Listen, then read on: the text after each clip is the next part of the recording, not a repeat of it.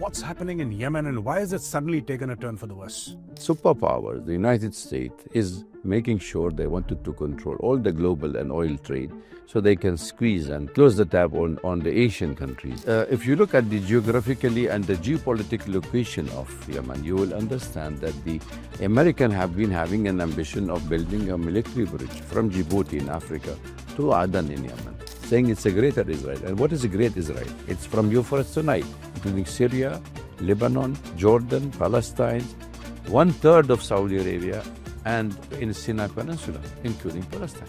So if that is the map, that means Saudi Arabia is vulnerable. So from Yemen, let's go to Syria because that is where very recently the action happened. For more than 53 years, the Assad family was in power, the father, the son, and then the son obviously ran away and settled down in Moscow. He flew overnight. We see him at global platforms holding hands with Donald Trump, a person who was in the Al-Qaeda. An Israeli brigade, a mechanized brigade of Israel, actually came down and they were within 25 to 30 kilometers of Damascus. And Ahmad al-Shara did nothing against the Israelis. Why is that? And the oil tributaries are inside Syria, 65 kilometers next to Damascus. And it was Netanyahu himself who was at the makeshift hospital in Golan, treating the Golani fighters and sending them back to Syria. But when they captured Damascus, he said, no, these are terrorist organizations.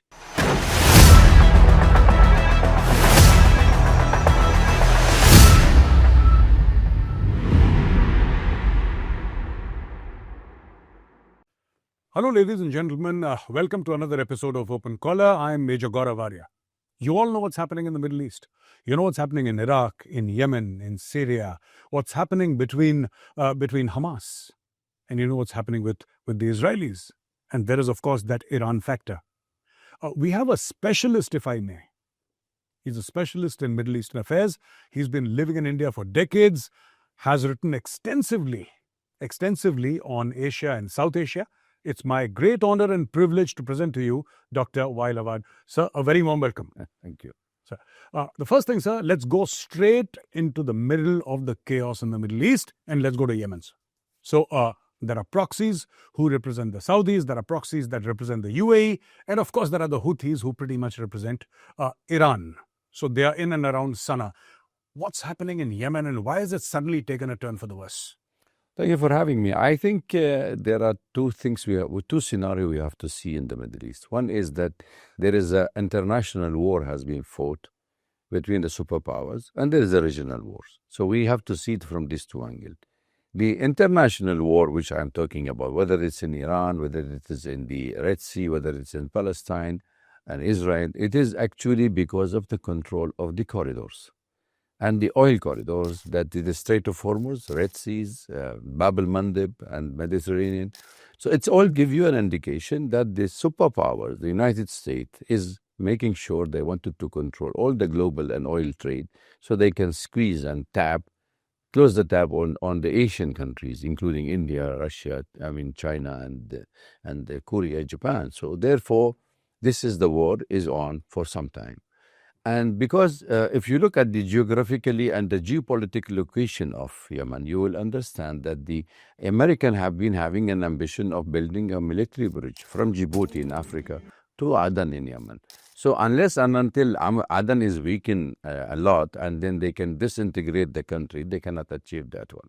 So there have been a support ever since the Al-Qaeda in Yemen by the United States. In fact, 1990, when most of the people of jihadist group came from Afghanistan, and they went back to their country. So most of the Arab jihadis, we call them, were in Yemen, were in Libya, were in the Marrakesh, were they went to their hometown, respectively. So in Yemen, the Saudis and the Emirati joined hands in 2015 with the American support, a coalition to fight the Houthis Ansarullah, who were supposedly also sponsored or they're supported by Iran.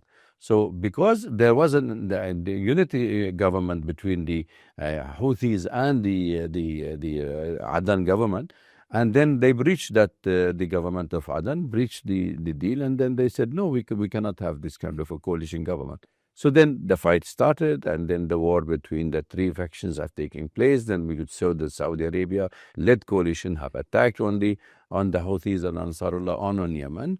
And then suddenly we recognize that the Houthis, the Saudis and the Emiratis start fighting on their own, because the Saudi think that the Emirati have breached also the coalition, and they know what happened. Two ships came from Fujairah, and they offloaded the gun and ammunition in Yemen. So the Saudi felt that they have been cheated by the Emirati, and the forced the Emirati to leave the country. So the fighting continue, however, because there are groups supported by the Emirates, there are groups supported by the government of Saudi Arabia. And Saudi Arabia also recognized that the development in Yemen for fragmentation of Yemen, it means that the national security of Saudi Arabia is at risk. And that is why the Saudis made sure that even a weak government in Yemen is much better than breaking of Yemen, because Israel now talking in the open, saying it's a greater Israel. And what is a great Israel? It's from Euphrates to Nile, including Syria, Lebanon, Jordan, Palestine, 1/3 of Saudi Arabia, and in the Sinai Peninsula, including Palestine. So if that is the map, that means Saudi Arabia is vulnerable.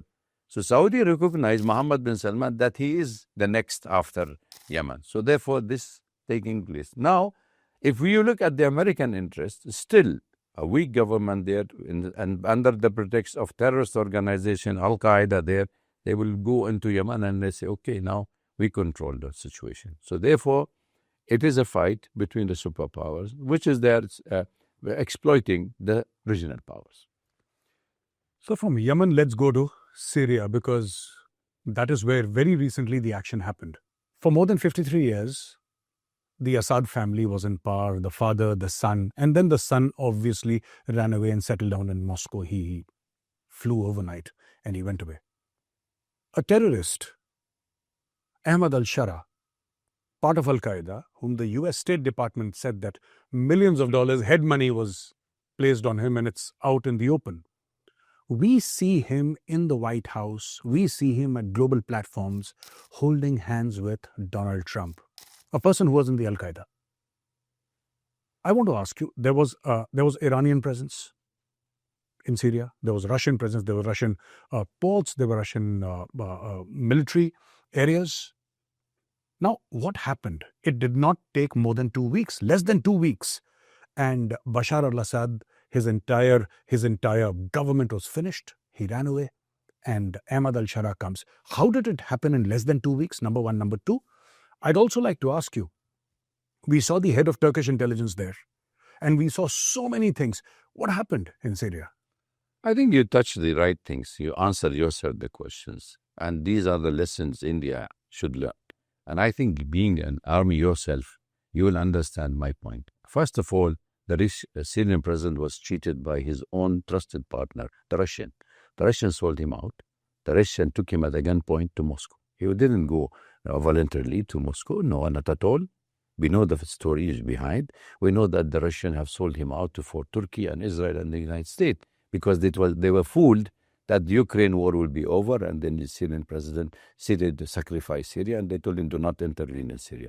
Turkey, for years, we know that Turkey have turned, since 2011, have turned Turkey like Pakistan in the making. They opened the infrastructure of Turkey. They allowed all the terrorists from all over the world to come. And we had more than 173,000 terrorists, or they call them jihadists, who came from all over the world and from 83 countries. And all of them trained, armed, and entered through Turkey into Syria and Iraq. Yes. So when al-Shara al-Julani was in jail in Iraq, he was with Al-Qaeda. He was with Al-Qaeda. Then he had expressed his loyalty to Al-Gulan, to Baghdadi, to Daesh, and then he made his loyalty to Al-Qaeda. Then after that, he made Hayat Tahrir al-Sham, then Jabhat al-Nusra, and it is considered by the United States as a terrorist organization. Until now there's a $10 million bounty on his head. But when the regime of Syria, the government, the previous government, or they call it the regime, was dismissed, people start saying that he is the right legitimate person who can bring the unity for Syrian government, despite the fact of he is a good terrorist or bad terrorist, as by the American description. And the American president himself said, we brought you to power. I mean, it's a simple indication that if the American president saying that I brought you to power, that what kind of a fight did you have? There was no fight. Damascus was never fought, the President Assad. In fact, even the forces came from south of Syria, from the other group, Ode, who has fought, and then he handed over to al-Julani, al-Shara. So there was no fight in Damascus. The fight was only for a corridor between Aleppo and Latakia, northern part of Syria, and that is the Turkey told them that we wanted to put pressure on President Assad. We want to bring him to the negotiating table, but then the Israelis and the American and the Turkish told the Russia, is over. Just leave it. Don't support. Don't. So Iran was left alone. Iran was unable to defend the Syrian government. Russia pulled out. Russia have military bases still now in Tartus and in Latakia. We know that.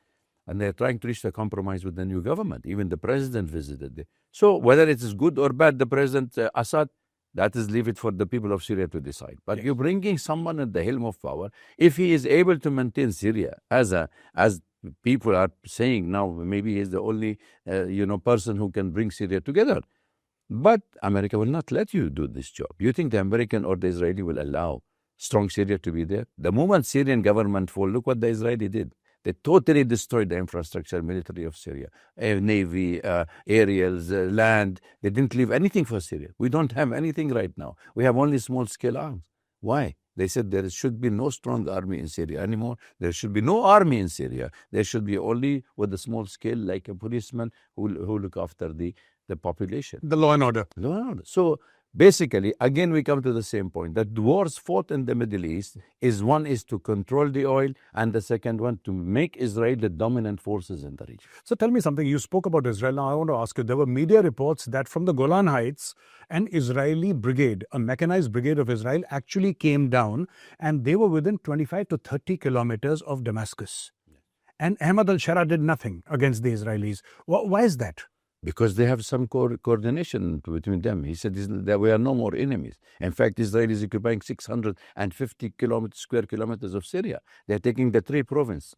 Look, let us go a little deeper on the story. Golan had the American discover oil in the Golan. American oil company discovered in 2014. I wrote about it.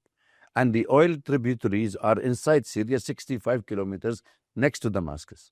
So where Israel occupied? Occupied at that stretch out to the 65 kilometers. So the tributaries, you cannot even explore oil. You cannot say things. And under the pretext of what? Oh, these are terrorist organizations.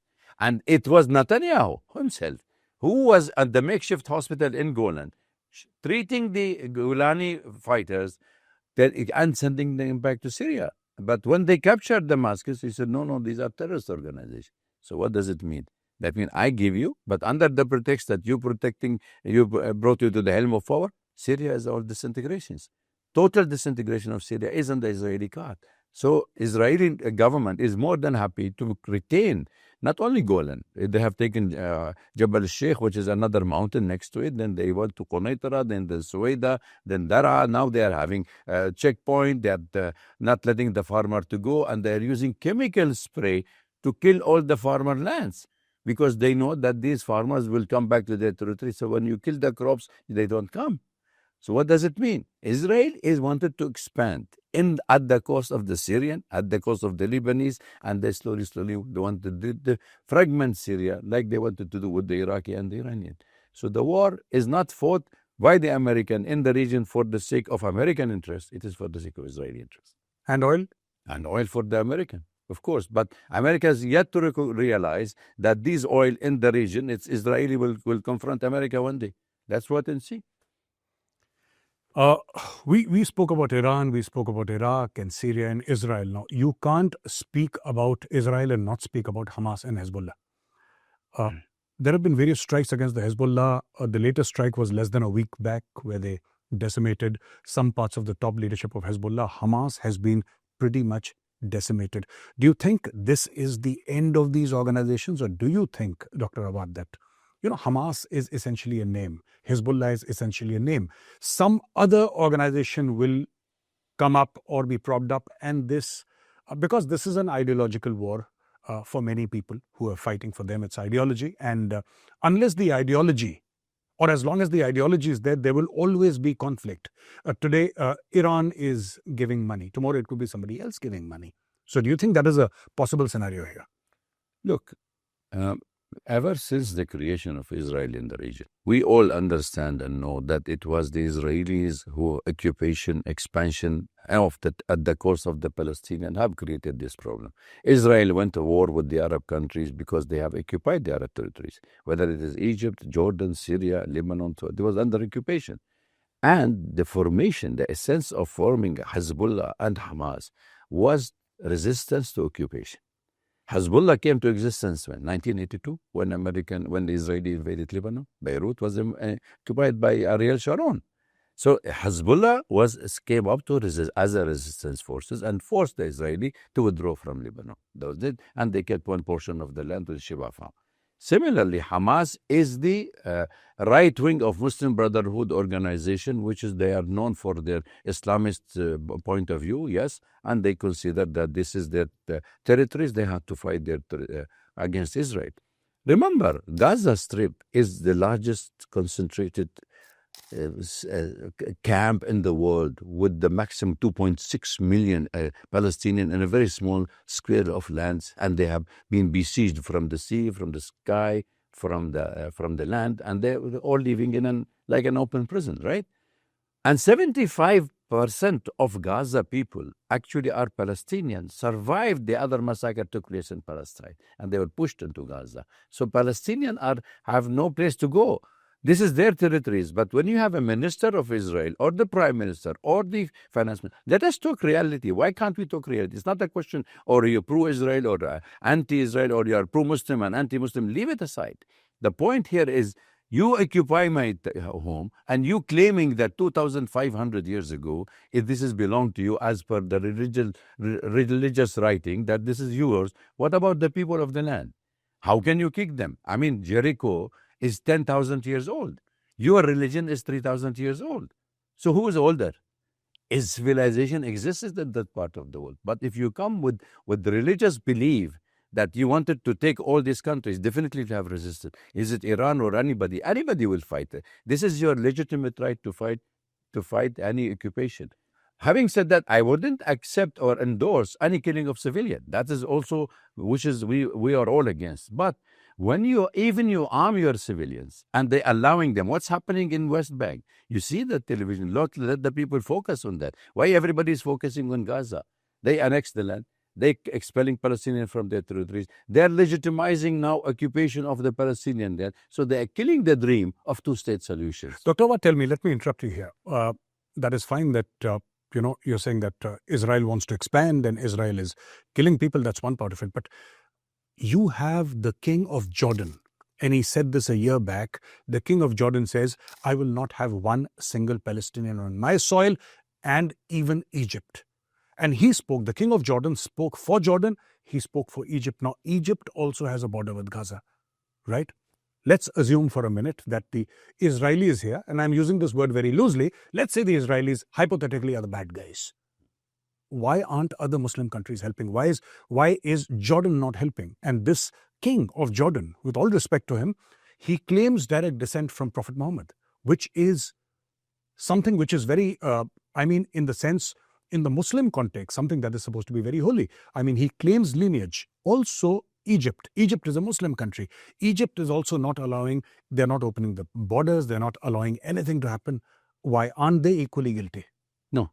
You're reading me. I'm sorry to say. Yes. You're reading it wrongly. Okay. Why? Because if I belong to this Palestine, why shall other country accept me? This is my home. You are legitimizing occupation. You are legitimizing Israeli point of view of kicking the Palestinians out of their own territories. That is exactly what Israel wants. Why Egyptian has to receive? Even till date, Egypt or Syria, we don't give the Palestinian a nationality. We give them a travel document because you wanted to retain their rights. So why don't they help them?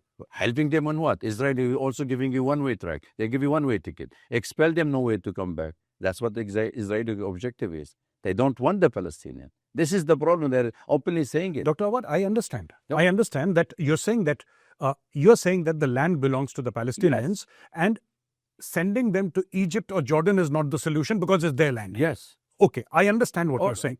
What I'm trying to say is that why aren't the Muslim countries, forget about the refugees and the exodus for 1 minute, no refugees, for example. Let's say all the Palestinians are there.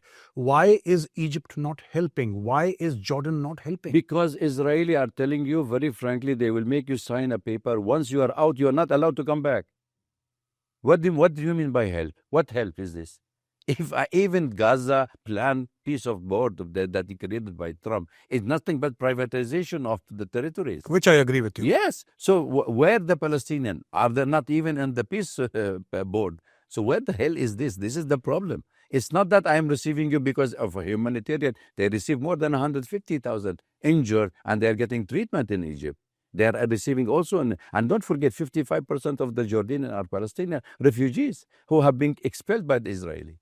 So now the objective of Israel is to make sure that there's no Palestinian left.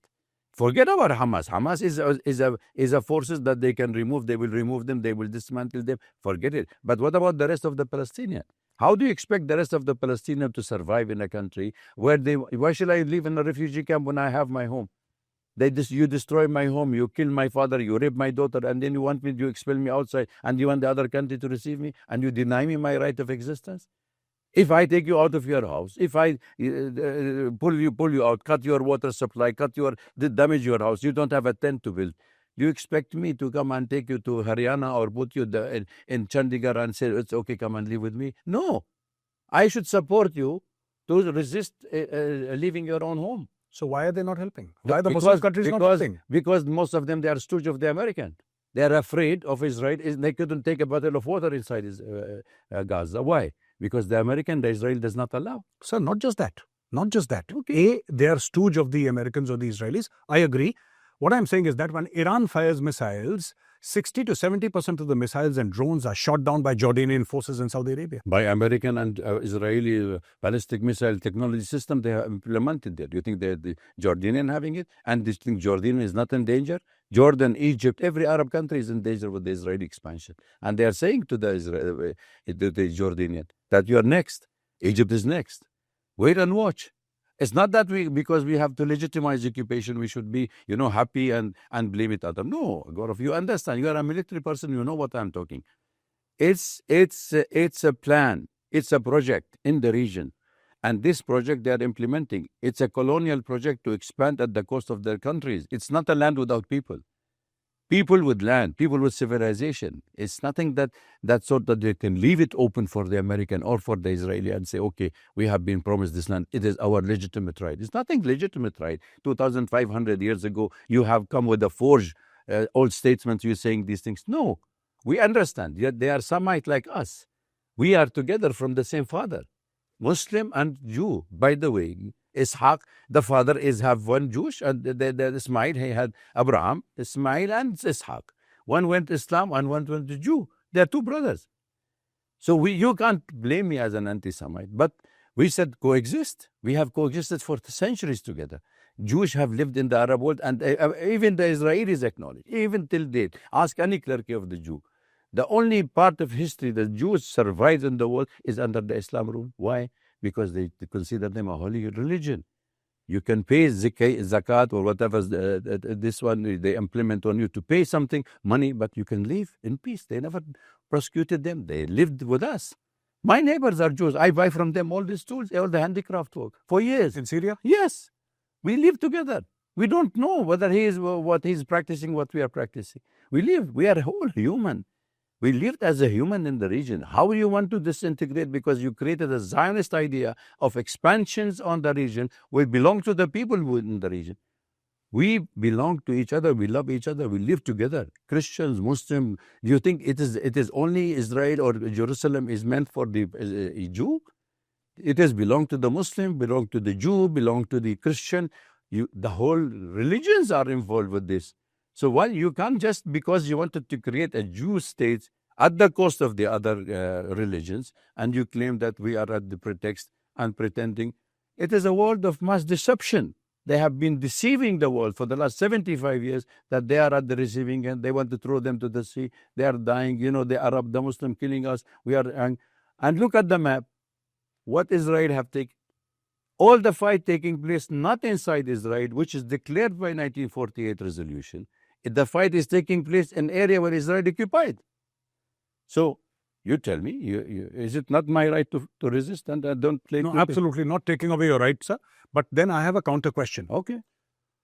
Whether you look at the wars in the 50s or you look at the war of 67, you look at the war, Yom Kippur War of 73. Now, like you say that they are resisting, Israel says that they attacked first. And then we pushed back and then we occupied. No, they will give you wrong history to read. We are reading their narratives.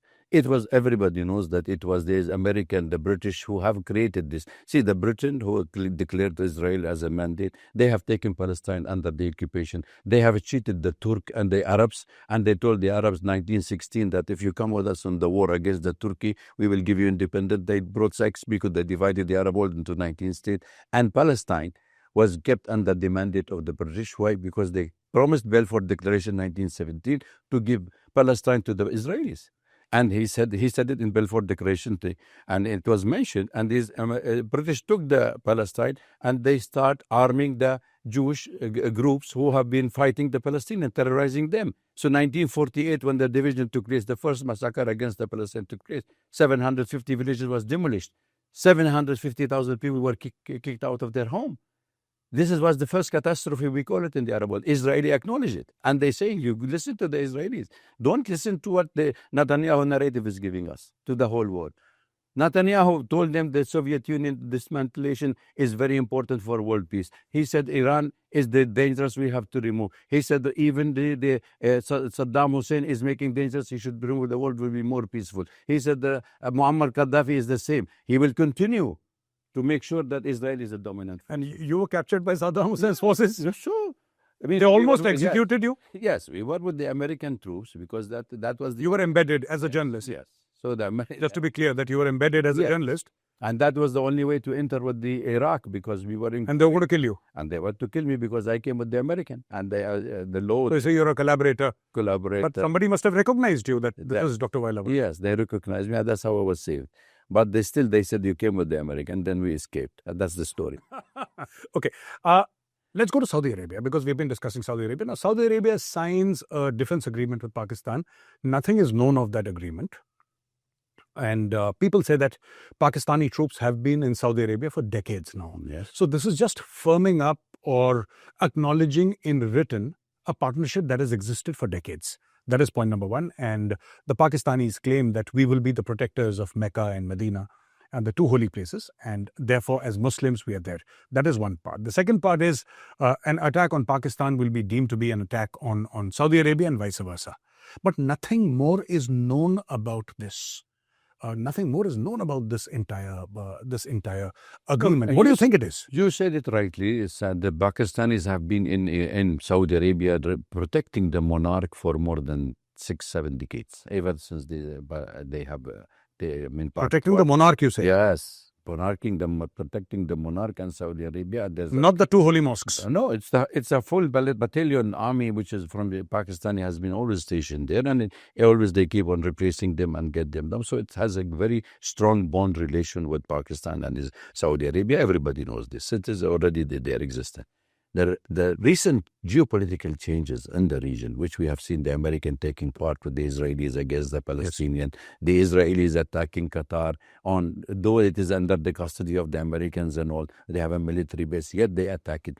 So all this have made the Saudi think twice that we are next the target. We need some kind of a protection forces. So they start speaking to the the Pakistanis to give them some kind of a strategic alliance, which is not clear yet. And I'm sure, I can assure you, they will not take part with any war. If tomorrow war break, God forbid, between India and Pakistan, they will not take it. Whether it is between Pakistan or Afghanistan, they will not take it. They are just trying to mediate, and they don't want war. They simply wanted the protection and extra protection. And that is where people now talking of an alliance has been created between Pakistan, Turkey, Saudi Arabia. Islamic NATO. Islamic NATO. Do you think the American will allow an Islamic NATO, for God's sake? Or Islamic? The question here, which is people misunderstood, that there is an era where political Islam is no more for the American. They wanted to create for something for you, which is called Abraham Islam. And Abrahamism, it has nothing to do with Islam, by the way. It's just a new format that you will accommodate and integrate Israel because they are Jews and they will be together. An Israeli Jewish state now, Judaism is there. So you will create, some sort of an arrangement with But the Dr. Awwad, I'm sorry to interrupt you. You said that, in Syria, your neighbors are Jews. Yes. And we live like good friends, like brothers. And we don't know what they practice. They don't know what I practice. And we don't care. We buy from them. Yeah. And they buy from us, right? Yeah. Now, so what is basically wrong with the Abrahamic Accords? No, there's nothing wrong with the Judaism at No, all. Abraham. No. I'm telling you, let me come back to you. Yes. Jews as such are like us. We live, we dress the same clothes, we eat the same thing. We don't have anything extra. We're same people. Living in, whether you're in India, diversity of India is the same. Yes. All religion, everybody survive together. So we live together. We don't have somebody who come from outside, he's not even dressed like us. He doesn't belong to the region. We know, we can recognize. The Abraham Accord is something nothing to do with the Islam. It is maybe in Saudi Arabia, they are trying to push, I think UAE, some Arab country by force. Why it is shelved now? Because people are saying you are intervening in the Muslim religion. It's nothing to do with Islam. It is we already recognize Christianity and Judaism as a holy religion. So what is the problem of living together? Why are you creating something new for them? People of the book, they say. People of the book. People of the book, holy books, and that's why we survive. So if you're creating something because you want to accommodate Israel, the problem of here, what people don't understand, Israel does not want to integrate into the region. But sir, just 1 second. But Muslims recognize Isa to be a prophet. Yeah. And you recognize Dawood. Yes. And Ibrahim. Yes. Yes, and Moses. And Musa. Yes. We recognize normal. They are.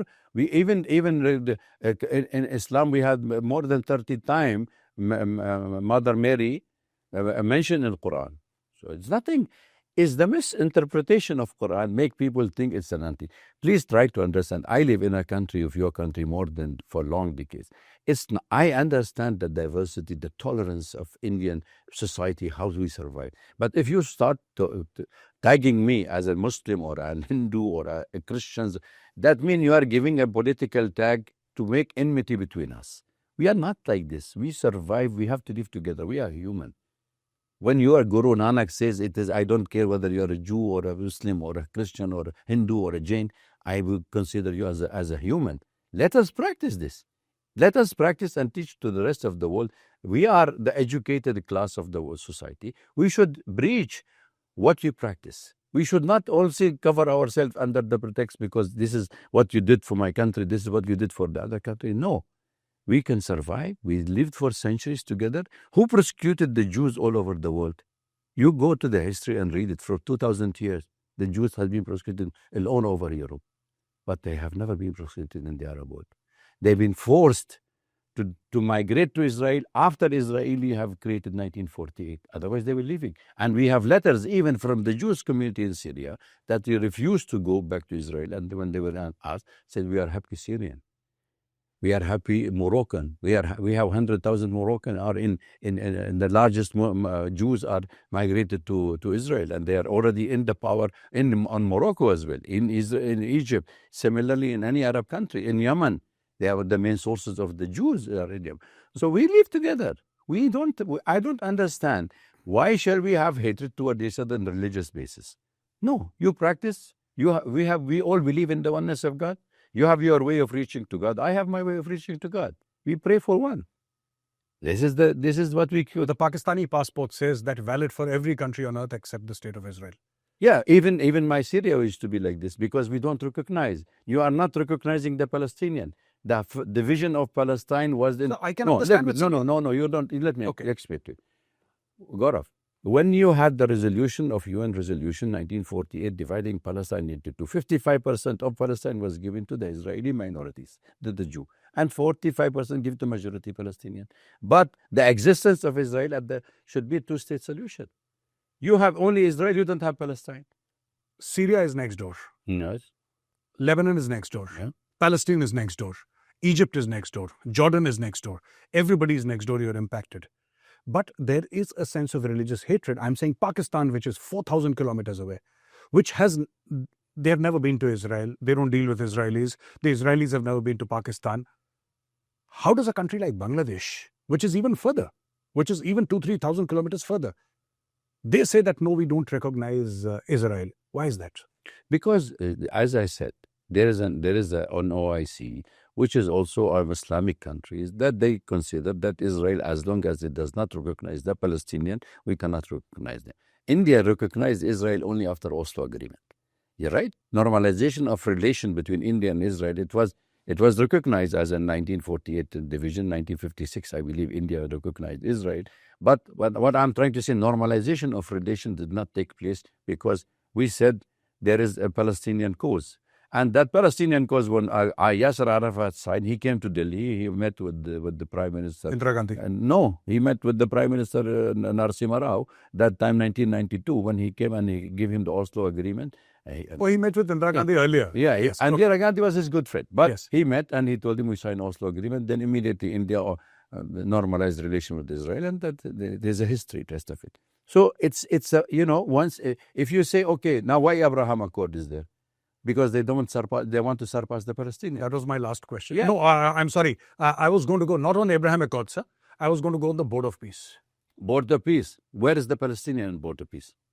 This is a privatization. It is President Trump become the president of Gaza. President of Gaza Strip for life. He's already the president of Venezuela. Yeah, and even he's Greenland, and he's also wanted to go to Algeria, then Nigeria, then now Iran. So he is the supreme leader of this world, who believes that he is above the international law. He is above even any laws, and he believes that he is even God's. If there's God existed for him, he's above God. He's bullying the rest of the world, whether economically, whether militarily. Look at the arms he pushing into the region, and piling of this imminent war is very much on the air. Everybody talk that it is more of an attack now rather than sorting for a solution. There's no solution on the air because this much of amount of weapons and warships and nuclear warship and jet fighters, these are not meant, and these are maintenance $300 million a day.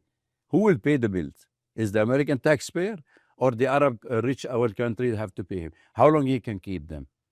Imagine. Your final words on the Board of Peace. A very interesting Board of Peace. $1 billion you give me, I'll make you a member, but I'm the lifetime president. I'm the chairman. I will take all the decisions, whether I remain the president of the US or not. Doesn't matter. Till the time Trump is alive, Trump is the boss. You're saying privatization of Gaza. Yes, and he's going to be, maybe he will be impeached and he will lose the midterm election. We don't know what will happen to him. Whether he will lose interest in Gaza, and the Israelis banking on this. They said, okay, let him talk about Gaza. We will continue our job in West Bank. Because like last time, he said Abraham Accords. Now he's not talking about Abraham Accords. Now he's talking about the Board of Peace. He just shifted. Yes, because money involved. You give him money, he's more than happy. Like you say, Makkan Daldo, he will get softer, no? That's what he does with all the countries. That. Right. Thank you very much for joining us. It was lovely speaking with you. Ladies and gentlemen, Dr. Waiel Awwad. Very, very kind of him. It is the month of Ramadan, and he came all the way. And thank you very much, sir. Thank you. And we had a lovely conversation. Very soon, we are going to be getting another very special guest to our studio. Till then, stay tuned. And thank you for watching Open Caller. Jai Hind.